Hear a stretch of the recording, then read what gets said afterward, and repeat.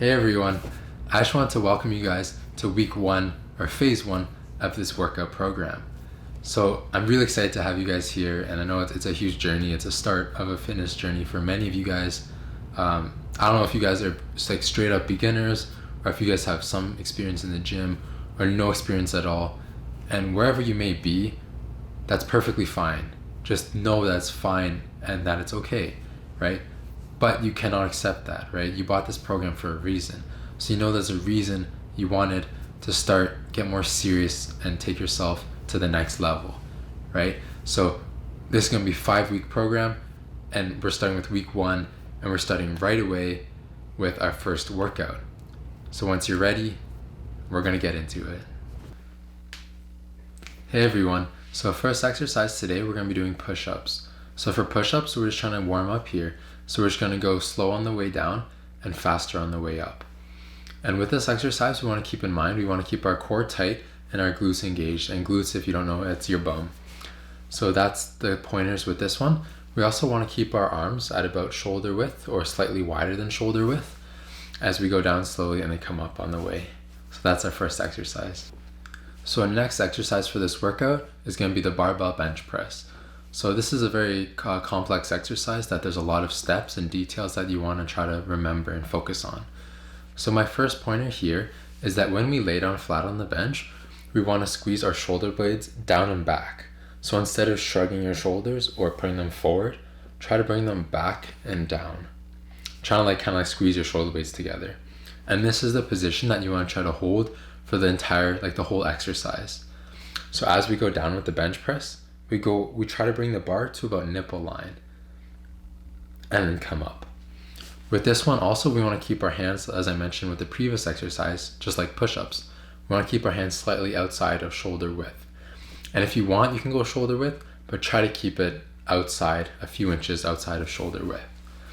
So another pointer is that we want to keep our feet firmly planted on the ground. Some people happen to put their feet on the bench, and I've seen this before, but it doesn't give you as stable of a base to push off of. So for safety reasons and for power reasons, we're going to be keeping our feet in the ground.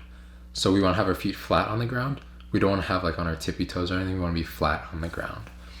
And another point is we want to keep our core engaged the whole time. So we're not crunching our core, but our core is engaged. And you should be able to feel that your core is engaged. With this, you also want to see a little bit of a curve in your lower back, because this helps you push more weight. Optimally, we want our back to be flat against the bench, but it helps with a little bit of an arch. So that is the barbell bench press. So our next exercise we're going to be doing are cable flies. So for this one, you want to go to a cable station. They have them in almost every gym. They're either one machine that they're side by side, like the one I'm showing you guys in the video, or the one where it's across from each other. It's a bigger it's a bigger machine.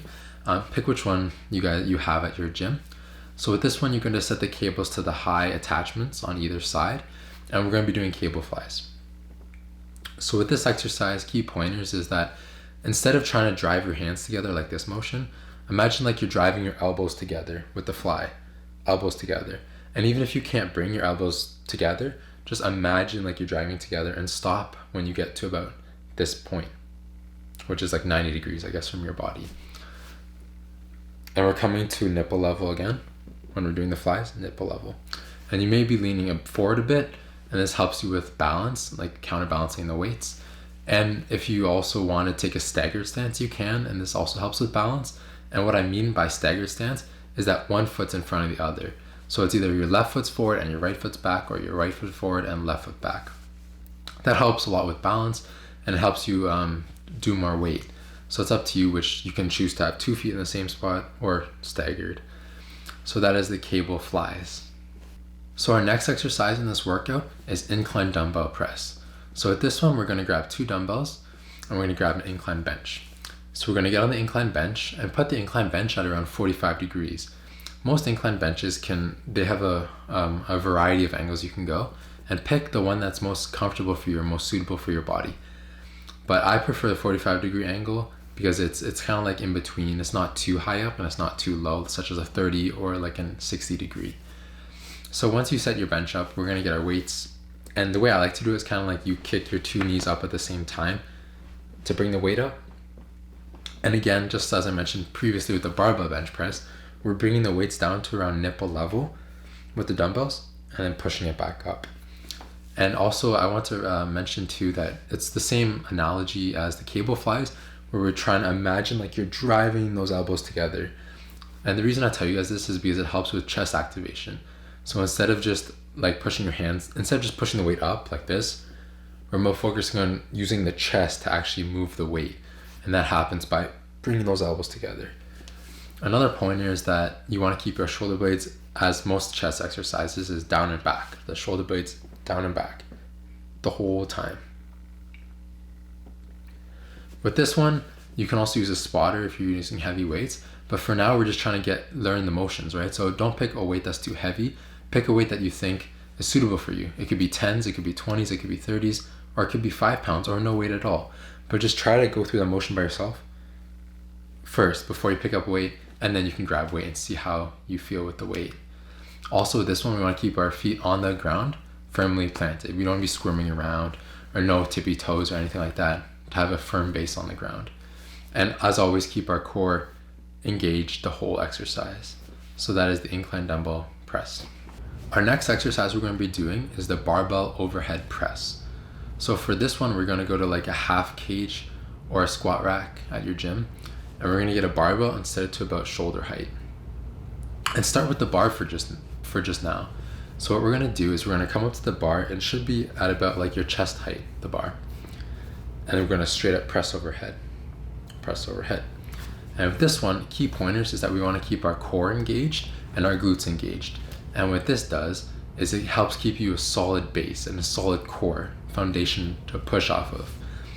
I mentioned that a lot of people with this one, they think it's all upper body, right? They're just straight up pushing. They imagine like it's a whole upper body exercise, which it is.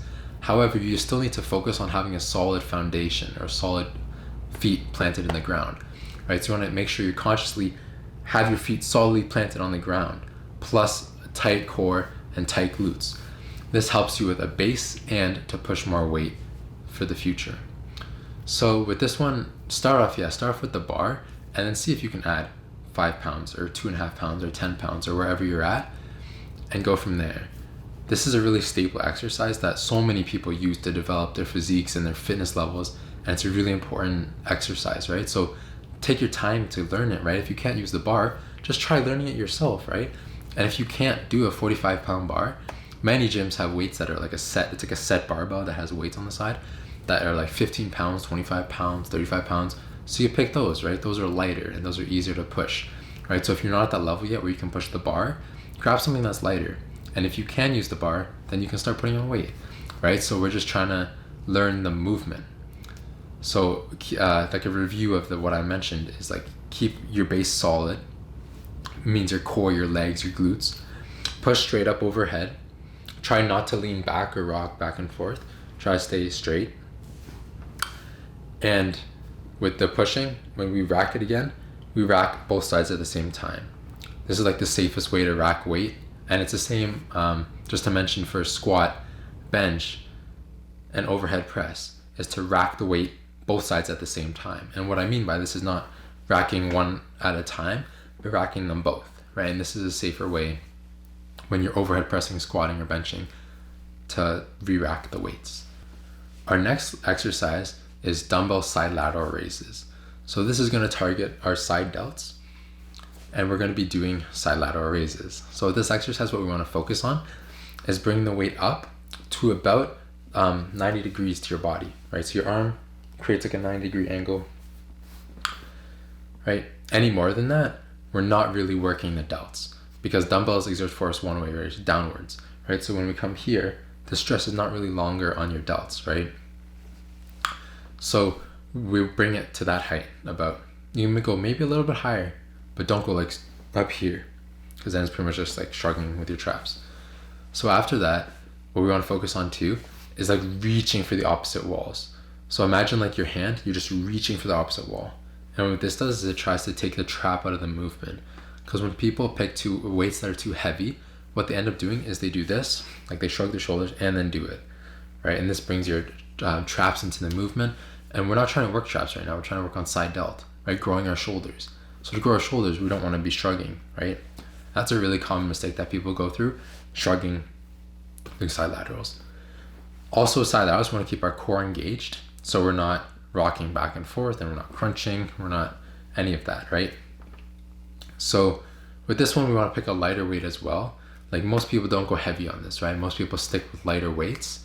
So we want to start with light weights, right? Whatever that means to you, if that's 2.5 pounds, no pounds, 5 pounds, 10 pounds, pick a weight that works for you and that you're able to fully control the movement. Don't be swinging, right? I hate it when swing, right? You're not controlling the motion and you're not getting the best bang for your buck with your workout, right? So make sure you're controlling slow, steady, controlled movements the whole time throughout all of the exercises, right? So that is a dumbbell side lateral raise. So for our last exercise of this workout, we're going to be doing Tricep Straight Bar Pushdowns with a cable station. So with this one, we're going to be doing a cable station on the high pin with a straight bar. And this is a tricep exercise. So we're pretty much going to be pushing down with the bar. With this one, we want to focus on driving the bar, not just down, but down and through you. Down and through you. And what this does is it helps you get a deeper contraction in your triceps, and that's what we're ultimately aiming for. Better muscle contractions, more muscle growth, right? So that's better for us. So we're going to be down and through. Try to get as much extension as you can on the triceps. Boom. And a lot of people, I see as a common mistake too, people flare their elbows, right? I don't know if you can see that motion, they flare their elbows. And that doesn't really help you, right? And a lot of people too, they keep them super tucked in, right? But we want to keep our elbows not super tucked, not flared. It's kind of an in-between position, and we push down. That's the healthiest position for our elbows to move in, and that's what I want you guys to be doing for this motion, right? You can have it super tucked if you want, right? That's all good. But I suggest you have it slightly angled. So imagine down and through you, as opposed to just pushing down. Another common mistake I see is people lean a lot, right? So people lean over at like a huge angle to push the bar, right? And what this does is it allows them to bring their chest into the motion, right? And we're not trying to use chest right now. We're trying to use triceps, right? It's a tricep movement. So you don't want to be leaning like this much over the machine. I want to try as straight as by as you can while we're pushing down and through. So that is the last exercise of this workout. Hey everyone, I just want to congratulate you guys on finishing your first workout with me. So if you guys didn't do my previous, if you haven't seen anything previously, that is the first workout we've gone through together. And that's amazing. You guys finished it, right? So you better have gone out to the gym and actually tried it, right? If you watch it, go to the gym and try it, right? You never know unless you try it, right? Some people just watch it from their computers at home and think, yeah, that's it. But no, you got to go out in the gym. You got to go do that workout and push yourself as much as you can, right? So that's so awesome. You guys finished that workout, and we're going to take a day rest, and then we're going to get into it the next day. So on day 3, which is day 2, like a workout 2 for you guys, but it's going to be day 3 of the program, we're going to be doing our next workout. So see you guys there.